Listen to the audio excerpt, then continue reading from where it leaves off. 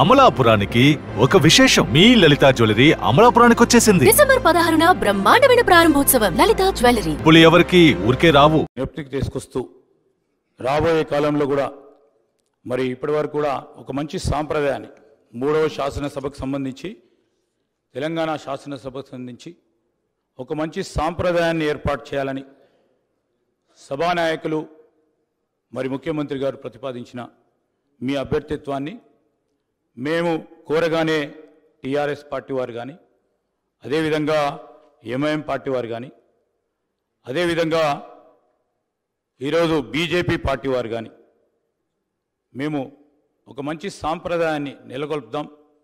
మన రాష్ట్రాన్ని ఒక ఆదర్శనీయమైన రాష్ట్రంగా శాసనసభ వ్యవహారాలకు సంబంధించి ముందుకు తీసుకెళ్లాలని వారి ఆలోచనకు మేము కృతజ్ఞతలు తెలియజేస్తూ, అదేవిధంగా గౌరవ శాసనసభ్యుల హక్కులకు సంబంధించి మీరు కూడా శాసనసభ్యుడిగా వారికి సంబంధించి మరి రాజ్యాంగంలో వారికి కలిగించిన హక్కులను కాపాడే ప్రతి క్రమములో ఈరోజు మీరు వారికి అండగా నిలబడతారని, ఈ హౌస్ను కూడా సజావుగా నడపడానికి మేము ప్రతిపక్షాలకు సంబంధించిన శాసనసభ్యులందరినీ కూడా కోరుతా ఉన్నాం. మరి గౌరవ స్పీకర్ గారు ఏ నిర్ణయం తీసుకున్నా సభా సాంప్రదాయాలను బట్టి రూల్స్ అండ్ ప్రొసీజర్ ప్రకారం వారు తీసుకునే నిర్ణయానికి పూర్తి స్థాయిలో వారికి మరి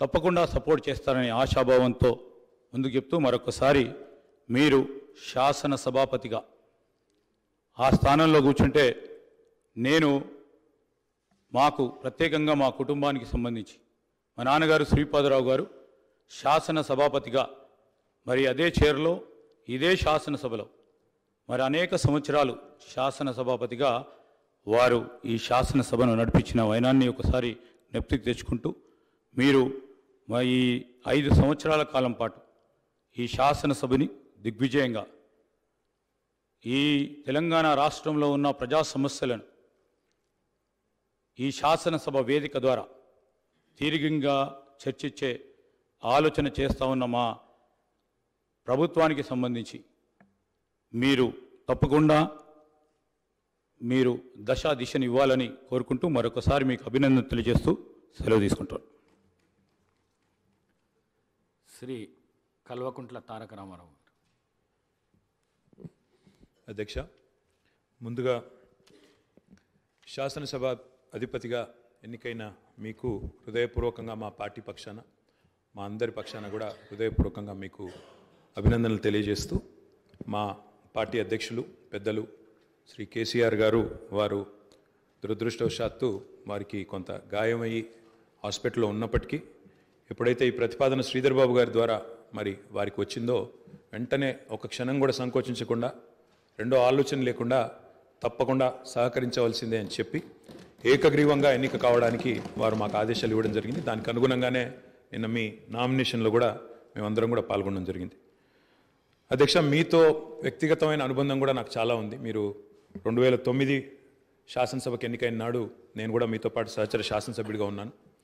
ఆనాడు తెలంగాణ ఉద్యమంలో కూడా మీరు మీ వంతు పాత్ర పోషించినారు.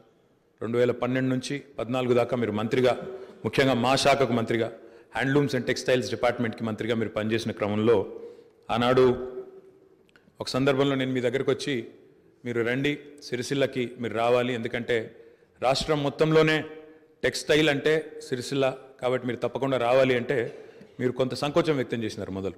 మరి ఇప్పుడు ఉద్యమం ఉధృతంగా ఉంది, నేను మంత్రిగా ఉన్నాను, ఈ సమయంలో వస్తే ఏమైనా ఇబ్బంది ఉంటుందా అంటే లేదు మనం కలిసే పోదామని చెప్పి ఆ రోజు మీరు రావడమే కాకుండా ఆనాడు మరి బ్రహ్మాండంగా మీరు వచ్చి అక్కడ కార్మికుల సమస్యలు విని తర్వాత చాలా సమస్యల పరిష్కారానికి మీ స్థాయిలో మీరు కృషి చేసినందుకు కూడా మీకు మనస్ఫూర్తిగా ఈరోజు మళ్ళొకసారి అభినందనలు, ధన్యవాదాలు కూడా తెలియజేస్తూ, మరి ఒక ఉన్నతమైన సాంప్రదాయానికి ఈరోజు మరి తెరదీస్తూ ఇతర పెద్దలు గౌరవనీయులు తెలంగాణ రాష్ట్రం ఏర్పడ్డ తర్వాత పెద్దలు శ్రీకొండ మధుసూదనాచారి గారు, తర్వాత శ్రీ పోచారం శ్రీనివాసరెడ్డి గారు, తదనంతరం మీరు, మరి వారు ఇద్దరు కూడా నెలకొల్పిన సాంప్రదాయాలు, కాపాడిన విలువలు వాటన్నిటిని మీరు కూడా పరిరక్షిస్తారని మనస్ఫూర్తిగా ఆకాంక్షిస్తూ మీ ఉన్నతికి మనస్ఫూర్తిగా అభినందనలు తెలియజేస్తూ, మరి ఇప్పుడే పెద్దలు ముఖ్యమంత్రి గారు, ఉప ముఖ్యమంత్రి గారు, మంత్రివర్యులు కూడా చెప్పినట్టు మరి ఈ సభ అందరి సభ. ఈ సభలో ఉండే ప్రతి సభ్యుడి యొక్క గౌరవాన్ని, ప్రతి సభ్యుడి యొక్క హక్కులను,